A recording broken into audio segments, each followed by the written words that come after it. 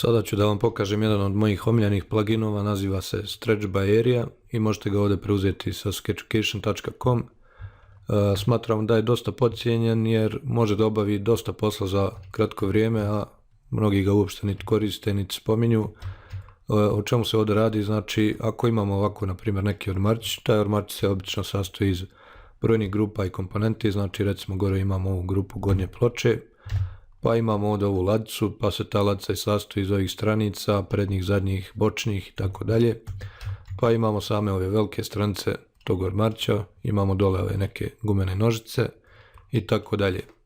Sad, ukoliko ja želim da promijenim širinu, na primjer, ovog ormarča, ja moram da uđem u svaku od tih grupa, pa recimo ovo pomjeriti za 13, da bih imao sada 60, pa onda pomjeriti ovu ladicu, recimo frontu moram razvući za 13, pa pomjeriti ovdje ovu stranicu za 13, pa onda ovu prednju ploču i tako dalje i tako dalje. Znači recimo ovdje da bi bilo nekih 10 komponenti koje ja moram ili pomjeriti ili razvući da bih imao tu neku odgovarajuću dimenziju koja je u ovom slučaju, znači imao sam 47, a hoću recimo 60.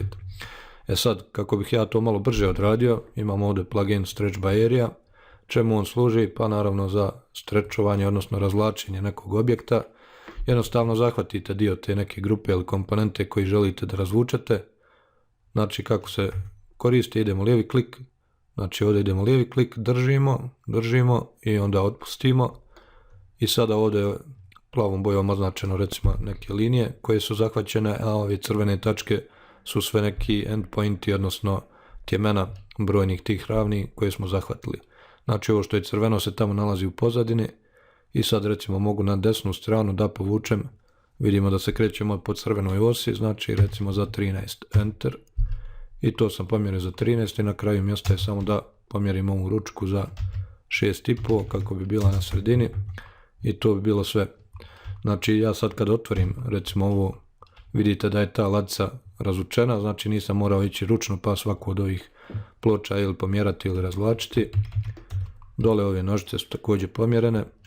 Sad ono gdje treba biti oprezan je da kad ovako zahvatate neki objekat, ne zahvatite slučajno neku geometriju onako po sredini, tako da obično je korisno da se upali ovdje ovo edge style i back edges i sada ja recimo vidim gdje mi se nalazi recimo dno te ladice, tako da na primjer ako želim da promijenim ponovo širinu, da ne uzmem recimo ovako pa da zahvatim, jer ću onda to polomiti i vidjet ćete da će ispasti ovako ukoso i nepravilno. Znači uvijek morate imati u vidu otprilike gdje zahvatate. Također ako želim da promijenim visinu, da ne zahvatim ovdje po sredini ovog dna ladice, jer naravno neće biti to dno ladice neki panj od 15 cm, nego će biti ploča od recimo 18 mm. Sad, znači kako možete mijenjati širinu, naravno možete mijenjati i visinu, recimo hoću da povećam za 20, hoćete da pomjerite samo ovu ovdje ručku, također i nju možete zahvatiti, a da ne ulazite u samu grupu ili komponentu.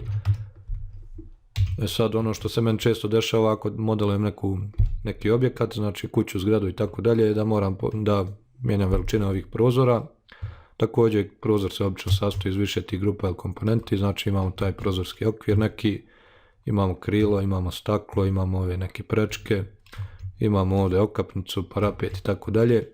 I znači da ja ne bih ponovo išao sve jedno po jedno mijenjao, jednostavno ako želim ovaj prozor da proširim ukupno za recimo 20 cm, zahvatit ću ovdje od sredine, idem desno 10, enter i još 10, enter i to je bilo to. Ako želim visinu također za 20, idem gore 10 i ponovo 10.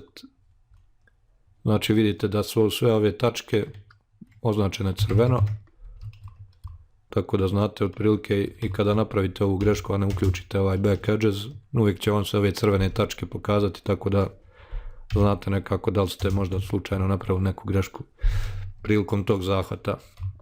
Sad ono čak gdje se može koristiti je na primjer ako imate neki balkon, meni se recimo desilo jednom kao da nije dobro izmjerena visina između spratova i onda sam morao bukvalno svaki od ovih stubova da razvlačim gore dole, znači morao sam ovdje 1, 2, 3, 4 ova donja, pa 4 ova gornja, pa sve ove ovdje elemente da zajedno pomjerim, pa ovdje unutra da promijenim visinu tu spratnu i tako dalje.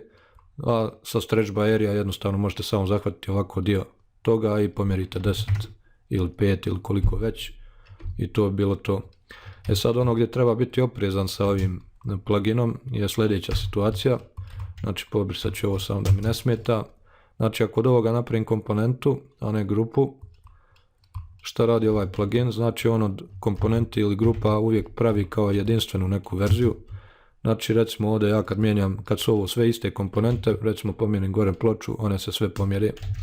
Sad, ukoliko ja jedan od ovih elemenata zahvatim i promijenim, samo on će biti promijenjen, recimo ovo ću razvući za još 20 i čim sam ga ja tako promijenio sa ovom komandom Stretch by Area, on postaje jedinstvena komponenta.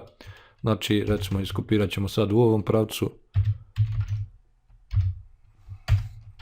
recimo ajde 100, enter, x5, enter i vidjet ćemo znači da su ovo jedinstvene komponente, a da je ovo i dalje sve ostalo isto. Znači šta god ja zahvatim sa ovim Stretch by Area će postati jedinstvena komponenta. Ako uzmem recimo ovaj red ormarića i njih razvučem na desnu stranu, recimo 10, enter, vidjet ćemo znači da je svaki od njih postao jedinstvena komponenta, tako da morate biti samo oprezni da kada nešto razvlačite da imate tu neku svijest šta će se desiti sa to nekom komponentom koju razvučete.